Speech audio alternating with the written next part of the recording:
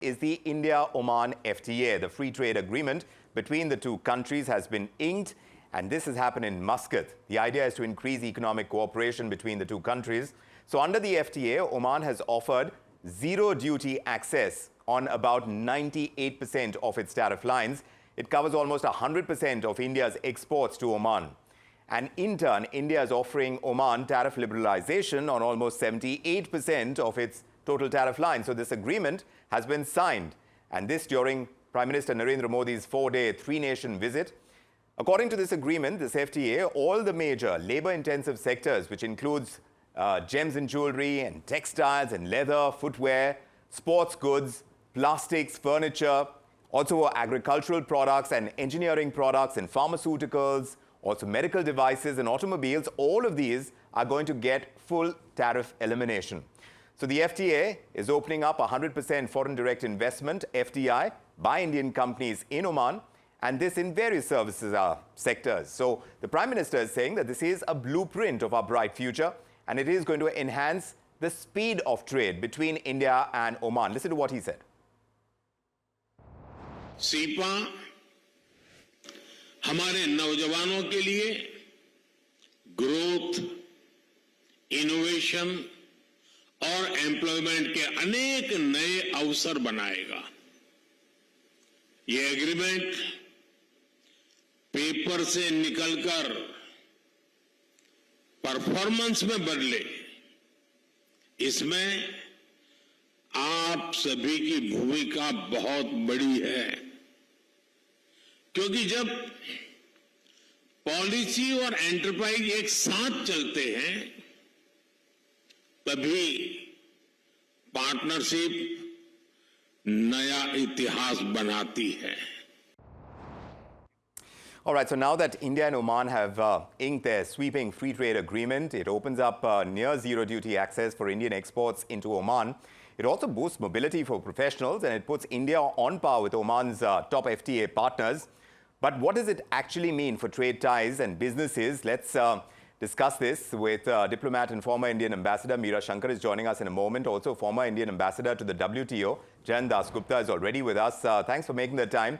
But first, tell us, in your opinion, Mr. Dasgupta, Oman is offering the zero duty access on more than 98% of tariff lines. It covers almost all Indian exports. But in significance of this agreement in India's broader Gulf and West Asia trade strategy, where does it fall? The trade has so far not been very, significant. We have been exporting about $4 billion, and Oman has exported about $6 billion worth of goods to us. So it is, we have to keep in the background the population of Oman, which is just 5 million, and its GDP is about 118 billion. So Oman, as compared to India, is not very large. As compared to many of India's trading partners like the US and EU, it is also quite small. But having said that, we buy a lot of crude oil, gas, fertilizers from Oman, which are our main imports. And Oman, in turn, buys from us naphtha, which is a petroleum byproduct, petrol and iron and steel, some electronics, a host of other items, which all make up about $4 billion. With this FTA, there would be a boost for the labor-intensive sector, like sectors like textiles and clothing, like leather, some gems and jewelry. So these would be the sectors which stand to benefit. But because of the small population, the increase in the merchandise trade would not be very, very high. So the significance of this agreement is about strengthening our overall cooperation and ties with Oman in terms of the security aspect, in terms of defense, in terms of investment flows. So it is the overall picture is going to be very promising. Right. So and this could be a stepping stone. It is indeed aimed at that, to finally have a deal with the GCC countries. Yes. We already have one with the UAE, so with 4 more, we could perhaps not have to negotiate with them separately, but have the GCC together with 2 of them already with us in FTAs. Let me take that across to Ambassador Meera Shankar. Ma'am, do you agree with that point of view? This is one of India's deepest tariff concessions in the region. So do you think this is about us catching up with others who already had zero duty access? Or do you think this FTA is going to improve India's competitiveness in the longer run? Well, I haven't seen the text, but going by whatever reports one has seen, it's a good template because it covers almost 99 point something percent of India's exports to Oman. And on the other hand, it covers virtually all of Oman's exports to India. And Oman is going to offer most of those tariff concessions immediately. Secondly, it covers the labor-intensive sectors, including gems and jewellery, textiles, leather goods, and so on, furniture. So it's a fillip to employment in India. Yes. And thirdly, it covers mobility as well. Correct. Which is something which India has been pressing in most of its free trade agreements without result. So here you have, firstly, it allows 100% FDI by Indian services companies. It looks at encouraging mobility by Indian skilled workers, and then for contractual workers, I think it has extended the stay from 50 days to about 2 years, and with the possibility of a small extension more. So overall, it's a fairly broad-based agreement. Yes. The limitation, of course, is that Oman is a small country. It has a limited population, and also our trade with Oman is limited. True. But it reflects what the trade agreement does is it reflects the strategic ties between the two countries, which are historical. It may surprise you to know that Gwadar port in Pakistan was once owned by Oman. Yes. And Oman had first offered it to India for sale. But we didn't take it because, it was surrounded by Pakistan. It may not have been a very viable proposition. And finally, Pakistan took it from Oman. Right. So the kind of historical links that we have had with Oman have been quite extensive. Right. And ranging from security cooperation to deep cultural ties. Yes. To, exchanges between the people. So this, I think, reflects the, depth of the relationship with Oman. Correct. I don't know if it provides a window to the GCC. Right. And that's going to be an important piece because like you started out by saying, Ambassador Meera Shankar, that this is a template perhaps and a template that could be brought to the region. But would you agree, Mr. Dasgupta, especially on that mobility component, that's a big Indian push right now for most FTAs. So here you're talking about higher intra-corporate transferee quotas, also longer stays for professionals. So do you think that's something that India is pushing as a template across FTAs? What's the significance of that?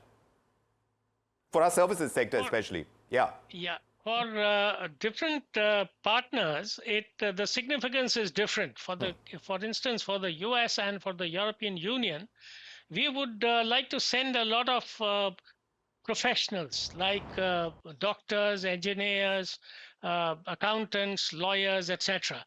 In the case of Oman, again, because the capacity to absorb professionals would not be very high, but we are looking at investment opportunities, two-way investment opportunities.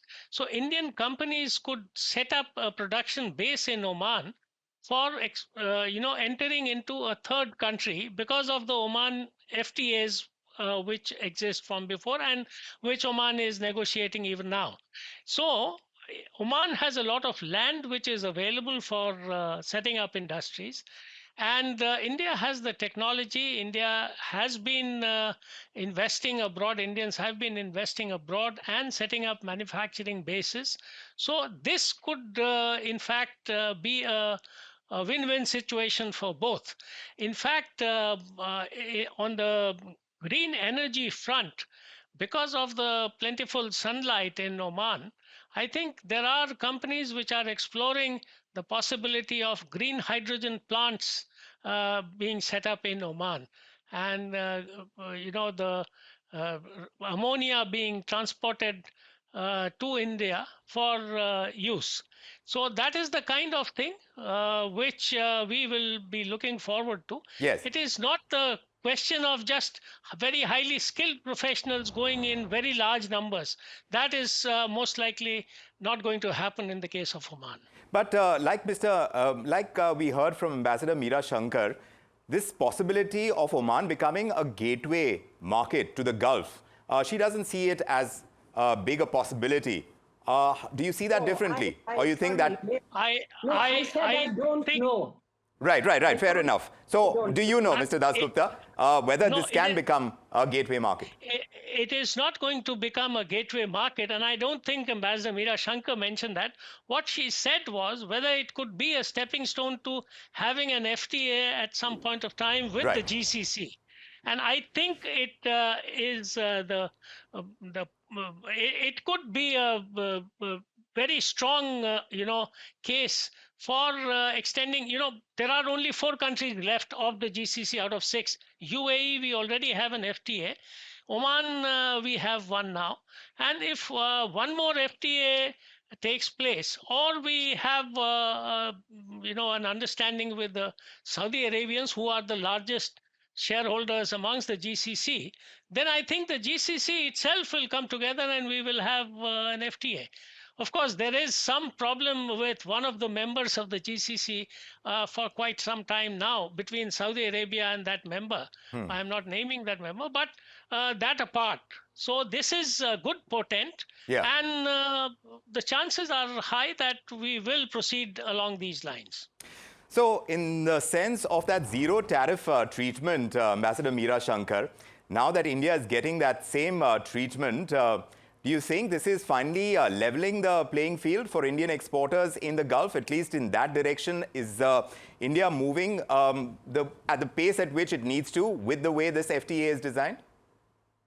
I think now it depends on how our exporters are able to take advantage of the FTA. So just having the FTA provides the framework and an enabling possibility.